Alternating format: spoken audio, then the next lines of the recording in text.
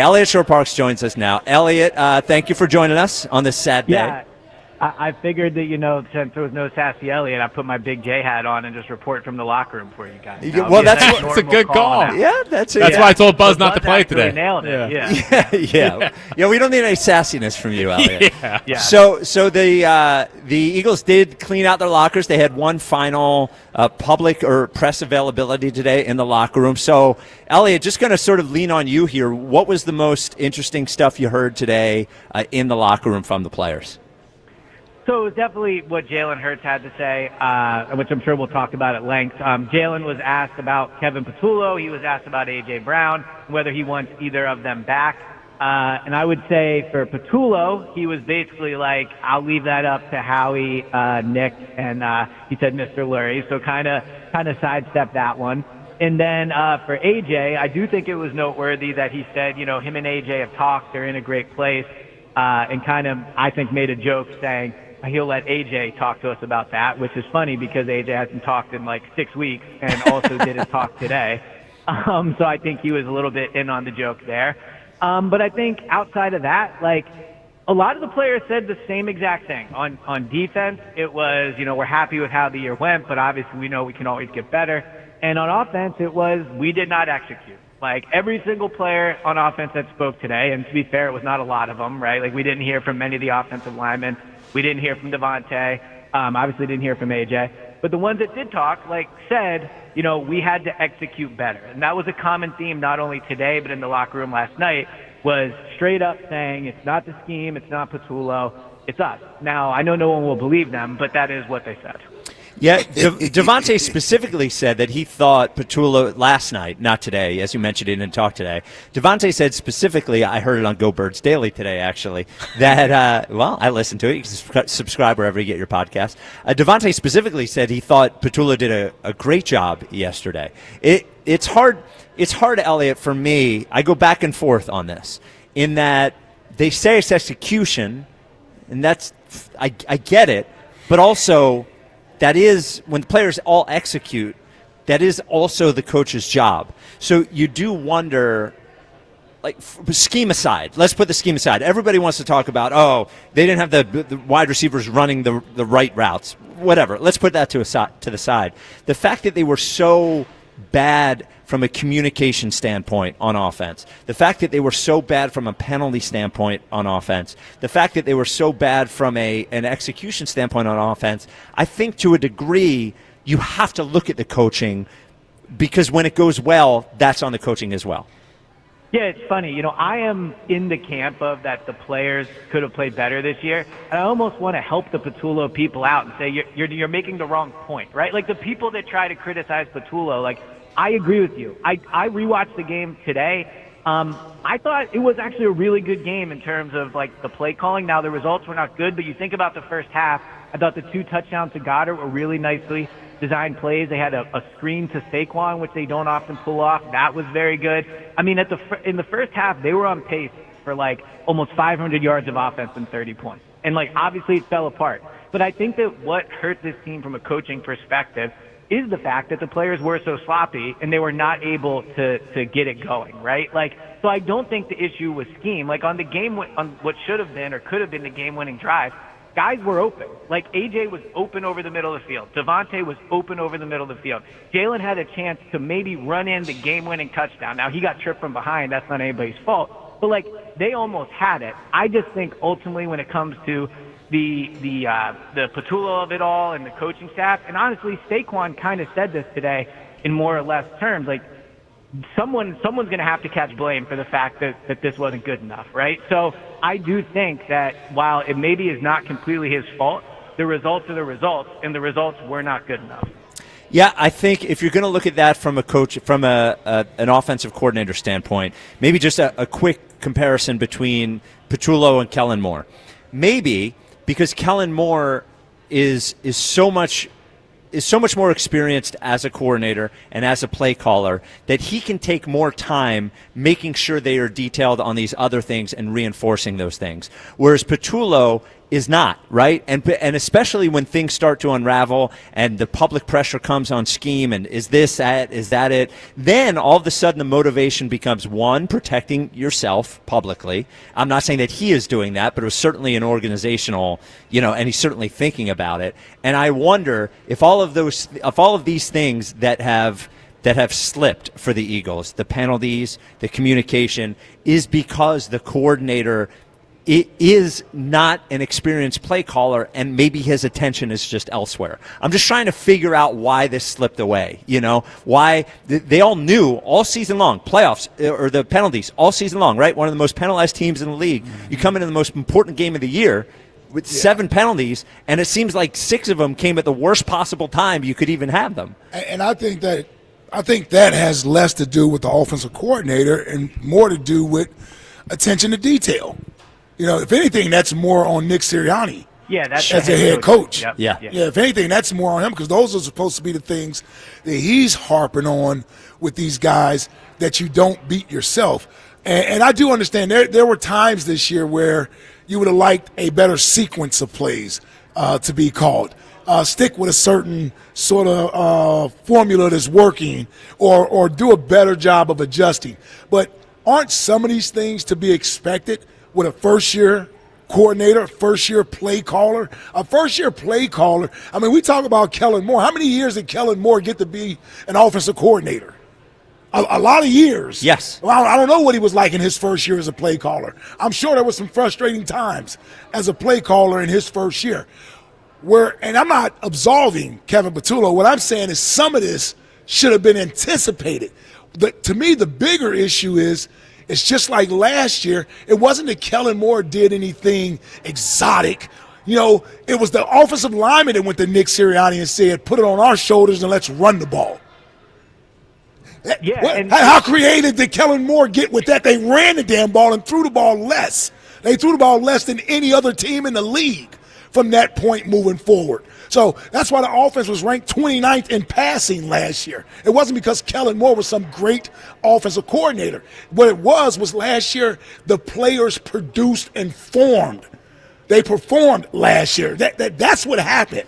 So they didn't beat themselves last year. No. So Eliot, go ahead, Eliot. Well, just something off of what Jaylen said too. So I thought it was interesting. So Jaylen talked for probably close to 15 minutes, maybe a little under 15 minutes today. And you would think that the questions, the way he was talking, that Patullo was already fired, right? Like he's talking about the benefit of, even if there's not continuity, like you're going to have kind of a home base is what he used. And I took that as him saying, certain parts of the offense that, remain the same and, there's changes. And he also said that if there is a new coordinator next year, paraphrasing here, like that's not a new excuse, or that's not an excuse for things not going well, right? It's something he's been through before. And so that's when, I said to him, like, you've always said you want continuity.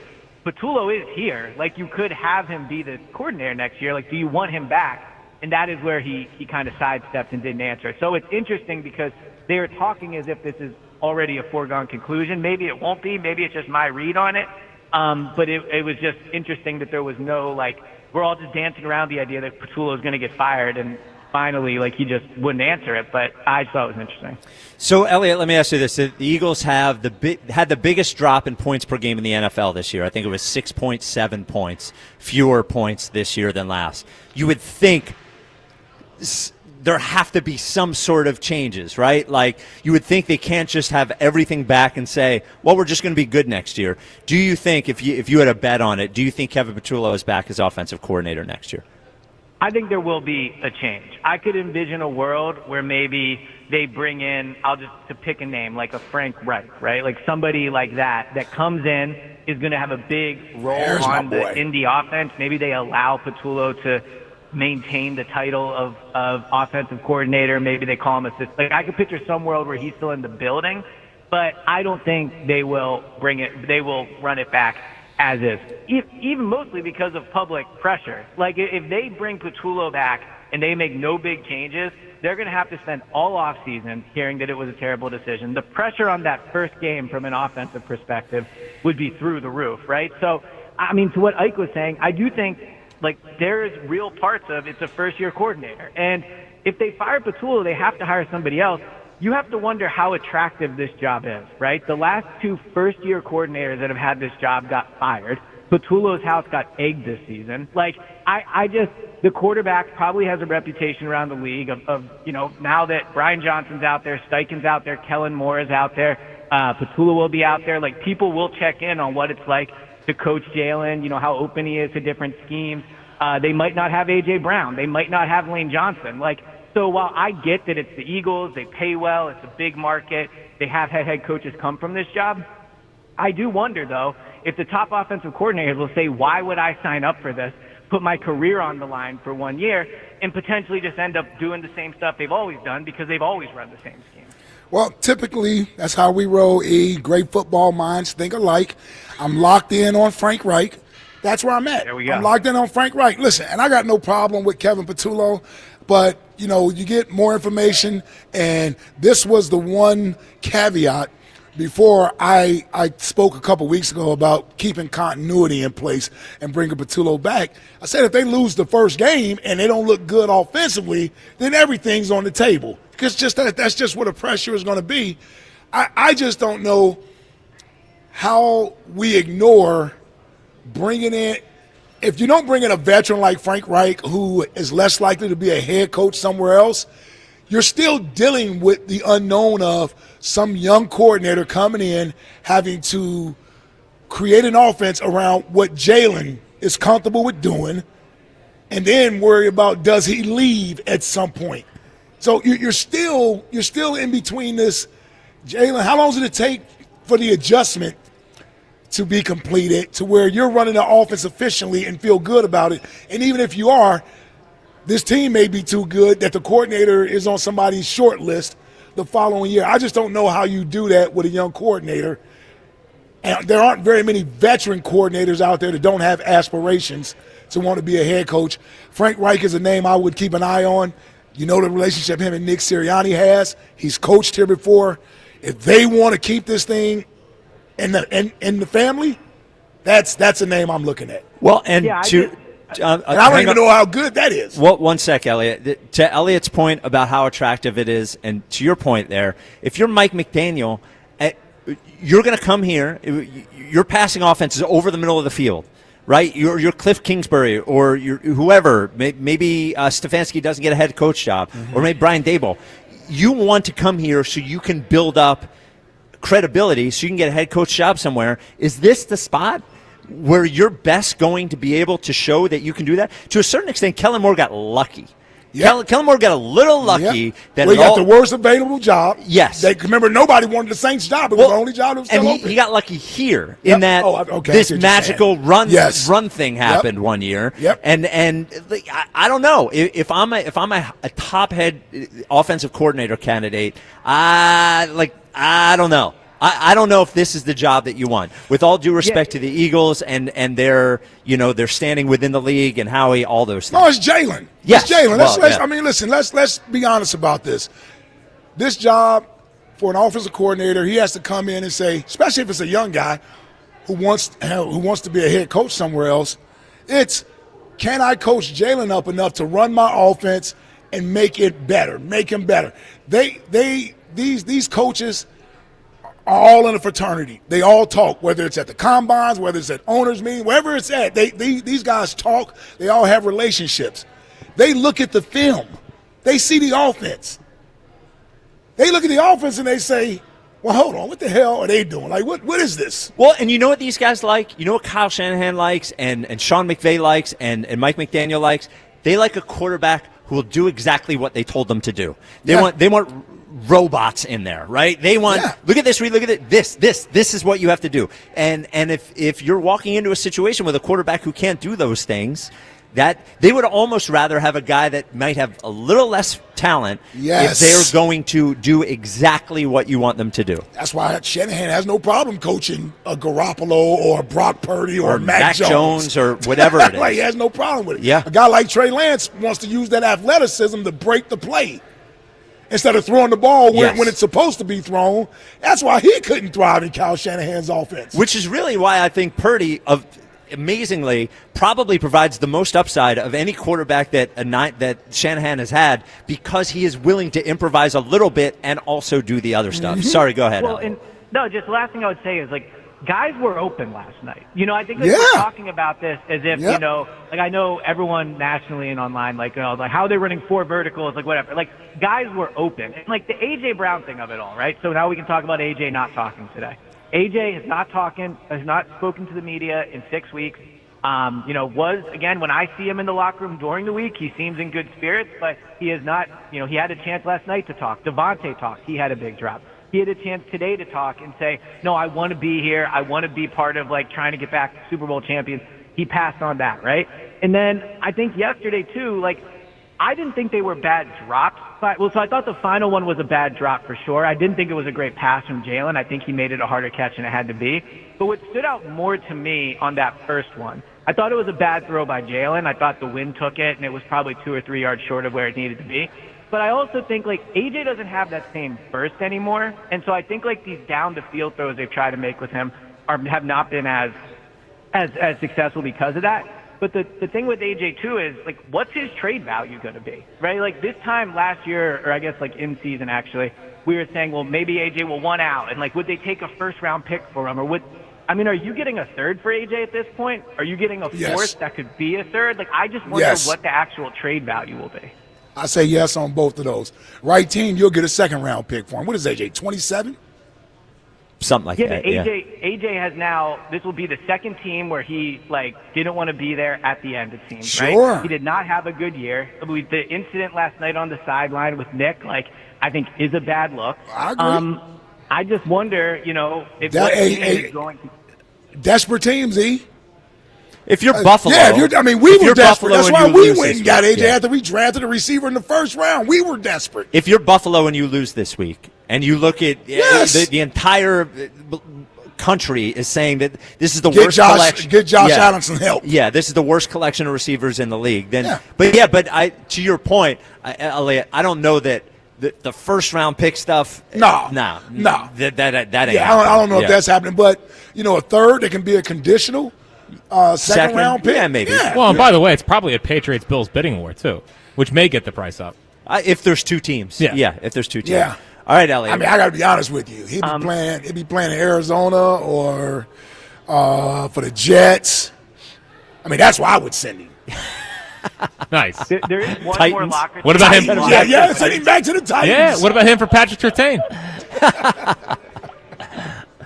I don't know if Denver would do No, I don't think they'd probably do that anymore. Yeah. Okay. I win. Sorry, just 2 more locker room things quickly. Go ahead. Go ahead. So Nakobe Dean talked. He said he met with Howie Roseman today. He didn't get an indication of whether or not they wanted him back. He said Howie spoke a lot about everything Nakobe brought to the team. Nakobe made it clear he really wants to be back. Jordan Davis, when talking about Nakobe, was like, he'll be a great player, whether that's here or somewhere else. So I definitely think Nakobe's status up in the air heading into the offseason. And then Jalen Phillips, like, they traded a third-round pick for him. I think the defense ended up being good. He had, 1 sack in his final 10 games or something like that. Like, he played well. The sack numbers weren't there. But he talked today about, he would like to be back in Philly. He said he wants to be somewhere he's comfortable, somewhere he can win. But I also think he knows, like, this is a big free agency for him. Like, this might be his last big check. So 2 of the big kind of impending free agents there, waiting to see. Andrew Makuba talked for the first time in a long time. He had a walking boot on still. He said that'll be out in 2 to 3 weeks. He feels good about going into next year. And then the last thing is Cooper DeJean was asked, does he want to move to the outside eventually? Because obviously that's where all the money is. Or, is he fine in his current role? And he said he really likes playing the nickel role that he's in. Yeah. He ain't crazy. So, well, and for all the money, how about this, Cooper? Make $9 million, $10 million. That's a lot of money. Yeah. Well, I think they'll actually pay him close to CB1 money for what it's worth. Well, they should. They should. Yeah. He's all pro. You better hope they don't move him to safety. Ooh. Yeah, that's a good point, actually. See if Reed's back. Yeah, there you go. Yeah, well, Reed's a free agent, too. Reed's a free agent. Did Howie show Nakobe the video of Christian McCaffrey against him in coverage? And say, oh, come on. Nah, that one didn't come up. I don't You got to ask him to cover Christian McCaffrey. Well, I think we're losing Nakobe.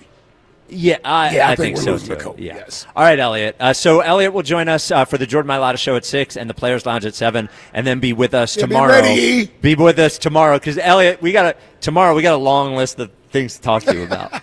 Oh, I can't wait. Yeah, I'm sure the Rams offense will come up. Yeah. Well, 411 yards. Yeah, should have been 41 if Puka didn't drop it. Yeah. All right. I look forward to it. And Go Birds Daily continues throughout, right? It doesn't need to be the season for Go Birds Daily to happen, right? Correct. Non-stop. Okay. Just you or Seltzer? No, it's just the Go Birds Daily is Eliot. Yeah, oh, okay. Yeah. I didn't know if maybe you get Seltzer through the. No. Is he okay this morning? Seltzy? Yeah. Oh, he was sad. Oh, that's what I thought. All right, thank you, Eliot. You can get the Go Birds podcast wherever you get your podcast. All right.